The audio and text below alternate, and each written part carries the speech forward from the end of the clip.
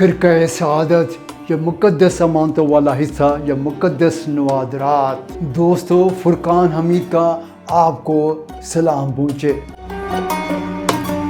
दोस्तों, माह रमज़ान में हमने तुर्की के सबसे अहम, खूबसूरत और तारीख़ी शाहकारों से माला माल तोपकपी महल के बारे में गुज़श्ता 2 प्रोग्रामों से मालूमात फराहम करने का सिलसिला जारी रखा हुआ है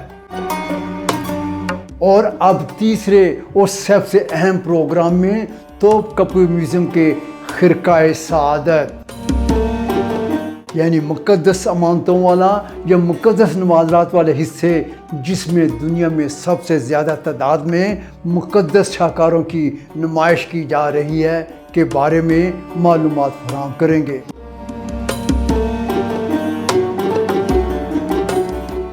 इस म्यूज़ियम में रखे गए तमाम शाहकारों के बारे में मैं एक एक करके आपको तफसीलात फराहम करूँगा। आपको यहाँ ये भी बताता चलूँ कि तोपकपी म्यूज़ियम में मुक़द्दस नवाज़रात या मुक़द्दस अमानतों वाला ये हिस्सा दरअसल तोपकपी म्यूज़ियम की जान है और इस हिस्से में म्यूज़ियम के तमाम हिस्सों से ज़्यादा रश देखा जा सकता है। ख़ास तौर पर माह रमज़ान में दूर दराज के ममालिक से भी सिर्फ इन मुक़द्दस नवाज़रात को देखने के लिए सियाह बड़ी तादाद में चले आते हैं और इस हिस्से में लोगों का तांता बंधा रहता है। आप भी लाजमी तौर पर इस म्यूज़ियम में मौजूद मुक़द्दस शाहकारों को देखने के लिए हैजान खेज़ कैफियत में मुब्तला होंगे। यहाँ इस हिस्से में मौजूद मुक़द्दस अमानतों या नवाज़रात जो शख्स भी इसे देखता है, फरते जज्बात से इसकी आंखें पुरनम हो जाती हैं। तोपकपी महल के खिरका सआदत या दूसरे नाम से मुक़द्दस अमानतों या मुक़द्दस नवाज़रात के इस हिस्से में इतनी बड़ी तादाद में मुक़द्दस शाहकार मौजूद हैं कि दुनिया के किसी और मुल्क या म्यूज़ियम में इतनी बड़ी तादाद में एक ही वक्त में एक ही जगह इन मुक़द्दस शाहकारों को देखना मुमकिन ही नहीं है। तो आप भी इस मौका से फ़ायदा उठाइए और जैसे ही आपको इस्तांबुल आने का मौका मुयस्सर आए, सबसे पहले तोपकपी म्यूज़ियम का ज़रूर रुख कीजिए और ख़ुद इन तमाम शाहकारों को अपनी आँखों से देखिए। तोपकपी महल या तोपकपी म्यूज़ियम या दीगर तुर्की के काबिल दीद मकामात के बारे में मालूमात हासिल करने के लिए हमारे YouTube चैनल TR उर्दू से जुड़े रहिए और हमारे बेल आइकन को क्लिक कीजिए ताकि हमारी तमाम वीडियोस बला तख़ीर आप तक पहुँचती रहें। शुक्रिया। तो दोस्तों, आइए फिर आपको मुक़द्दस अमानतों या नवाज़रात वाले हिस्से, जिसे खिरका सआदत के नाम से याद किया जाता है, की तरफ लिए चलते हैं।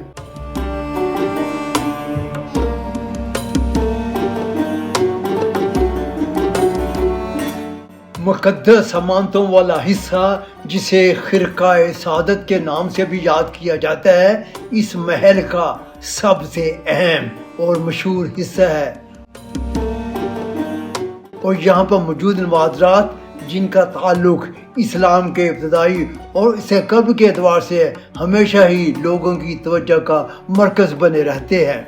ये इमारत, जो महल में सुल्तान की निजी रहायशगाह थी, सुल्तान मोहम्मद फ़ातिह की दौर में निजी कमरे के तौर पर तामीर की गई थी।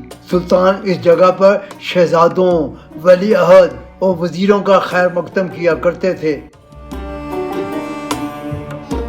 17वीं सदी के वस्त तक मुल्क के नए हुक्मरान या सुल्तान के लिए तख्त नशीनी की तकरीब यहाँ ही पर मुनक्किद हुआ करती थी और यहाँ पर ही नया सुल्तान पहली बार मुबारकबाद वसूल किया करते थे।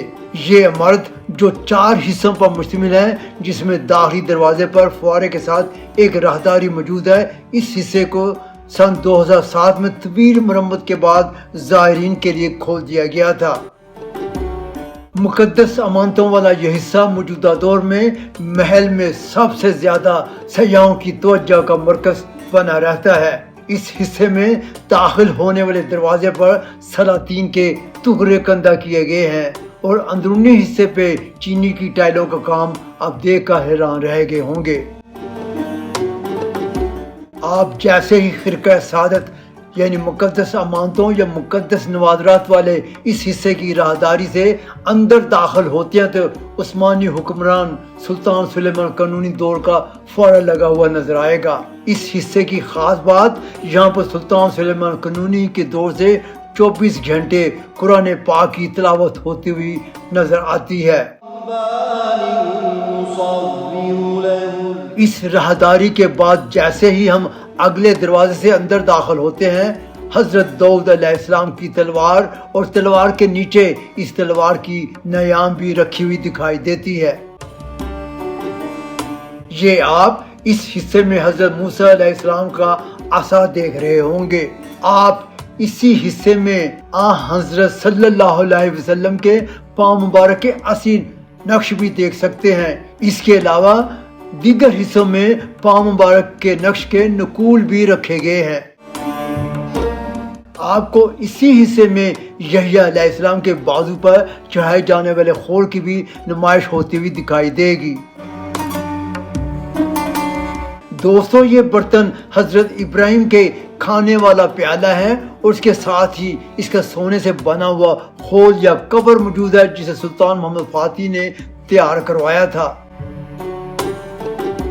یہاں پر ہی رول ہوئی چادریں دراصل مختلف پیغمبروں کی قبروں پر بچھائی جانے والی چادریں ہیں، جن میں حضرت یونس علیہ السلام کی قبر پر بچھائی جانے والی چادر بھی موجود ہے۔ اگلے کمرے میں حضرت عثمان کے شہید ہوتے وقت پڑھے جانے والے قرآن کریم جس پر خون کے چھینٹے موجود ہیں کی نمائش کی جا رہی ہے۔ حجر اسود کے تحفظ کے لیے استعمال کیا جانے والا اس دور کا خول بھی یہاں پر ہی رکھا گیا ہے۔ اس کمرے کے عین درمیان میں کعبہ کا ماڈل بھی موجود ہے، تو اس کے بالکل عقب میں مسجد اقصیٰ کا ماڈل بھی آپ کو نظر آ رہا ہوگا۔ یہ کمرہ خاص ہے، دیکھیے ذرا اس کو۔ یہ دراصل اپنی طرز کا تخت ہے۔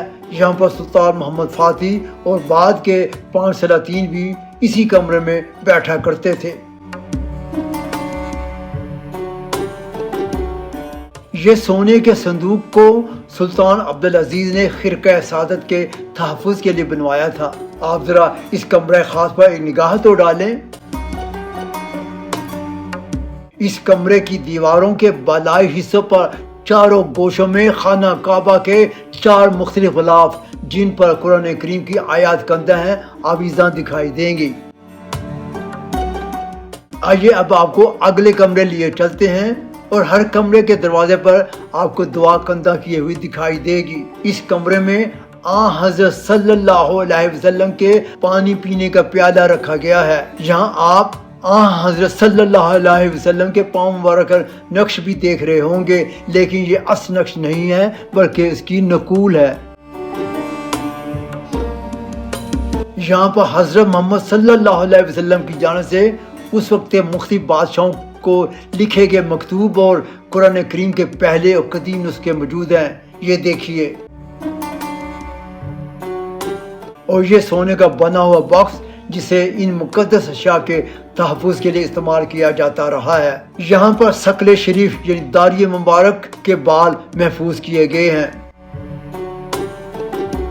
یہاں سامنے آپ دیکھ رہے ہوں گے سب سے اوپر حضرت محمد صلی اللہ علیہ وسلم کی جانب سے تیر کے لیے استعمال کیا جانے والا کمان لٹکا ہوا ہے، جبکہ اس کے نیچے حضرت محمد صلی اللہ علیہ وسلم کی تلوار کی نیام، جبکہ اس کے نیچے حضرت محمد صلی اللہ علیہ وسلم کی 2 تلواریں لٹکی ہوئی ہیں۔ پہلی بار ان تلواروں کو نیام سے نکال کر نمائش کے لیے رکھا گیا ہے، جبکہ اس سے قبل ہمیشہ ہی یہ تلواریں نیام ہی میں رہی ہیں۔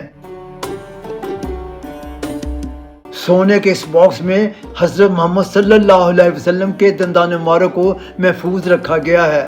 یہاں پر حضرت محمد صلی اللہ علیہ وسلم کے زیر استعمال جوتیاں پڑی ہوئی ہیں۔ یہاں پر خصوصی طور پر حضرت صلی اللہ علیہ وسلم کی وفات کے موقع پر غسل دیتے وقت استعمال کیے جانے والے پانی کو زمین پر بہنے سے روکنے کے لیے ایک خصوصی برتن میں جمع کر لیا گیا تھا، جسے بعد میں ایک شیشی میں محفوظ کر لیا گیا۔ اگرچہ اس شیشی میں موجود پانی بھاپ بن کر اٹھ چکا ہے، لیکن یہ شیشی آج بھی یہاں موجود ہے۔ خرقہ سعادت کے پہلے حصے میں پیغمبروں کی امانتوں کو رکھا گیا ہے، تو دوسرے حصے میں حضرت محمد صلی اللہ علیہ وسلم کی امانتوں کی نمائش کی جا رہی ہے، جبکہ اس تیسرے حصے میں صحابہ کرام کی امانتوں کی نمائش کی جا رہی ہے۔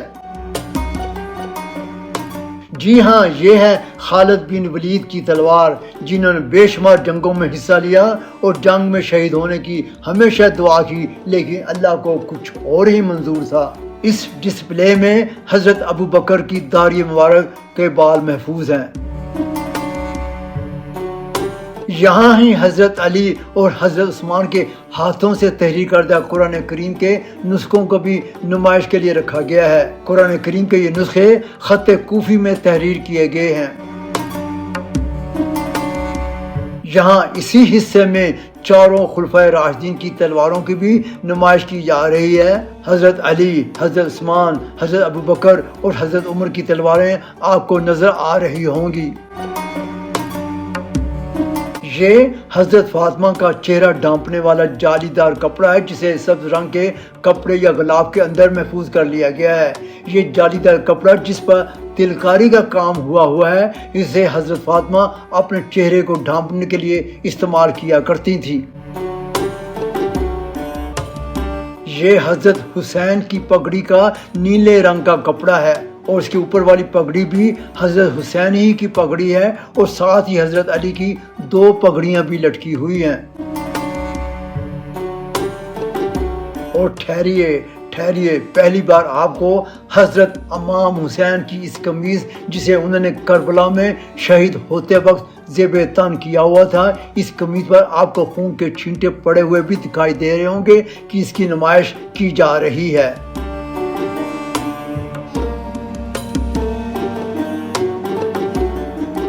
اہل بیت کو لازمی طور پر اپنی عقیدت اور محبت کا اظہار کرنے کے لیے اس حصے کی زیارت کرنی چاہیے۔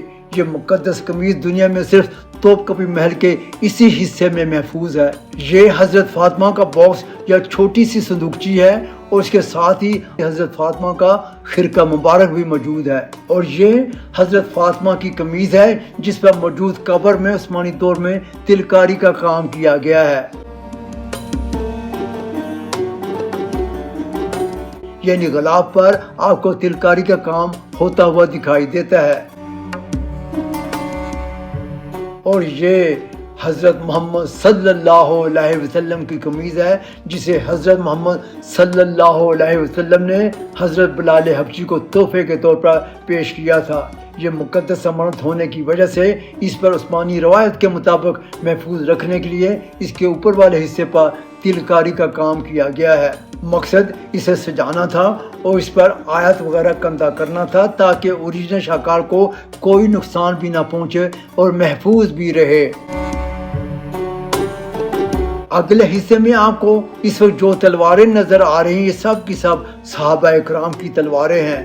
یہ جعفر طیار کی تلوار ہے، اور یہ حضرت اویس کرنی کا قلعہ مبارک ہے۔ کمرے کے اس حصے میں عبد القادر گیلانی کے تاج یا قلعہ کے ایک حصے کی نمائش بھی کی جا رہی ہے۔ یہاں پر ہی ایک طرف ابن عربی کی ایک ٹوپی بھی موجود ہے۔ مولانا رومی کے پانی پینے والے کٹورے جو پتھروں کے اندر سے تراش کر بنائے گئے ہیں کی بھی نمائش یہاں پر ہی کی جا رہی ہے۔ جی ہاں دوستو، یہ تو تھا توپ کپی میوزیم میں مقدس امانتوں والا حصہ، اور مجھے یقین ہے کہ آپ بھی اس حصے کو دیکھ کر دیگر تمام مسلمانوں کی طرح ضرور متاثر ہوئے ہوں گے، اور مجھے یقین ہے کہ آئندہ آپ جب بھی ترکی آئیں گے تو سب سے پہلے استنبول پہنچنے پر اسی توپ کپی میوزیم ہی کا رخ اختیار کریں گے۔ توپ کپی میوزیم کے بارے میں معلومات فراہم کرنے کا سلسلہ آئندہ پروگرام میں بھی جاری رکھا جائے گا۔ تو اس وقت تک کے لیے اپنے میزبان ڈاکٹر فرقان حمید کو اجازت دیجیے۔ اللہ حافظ.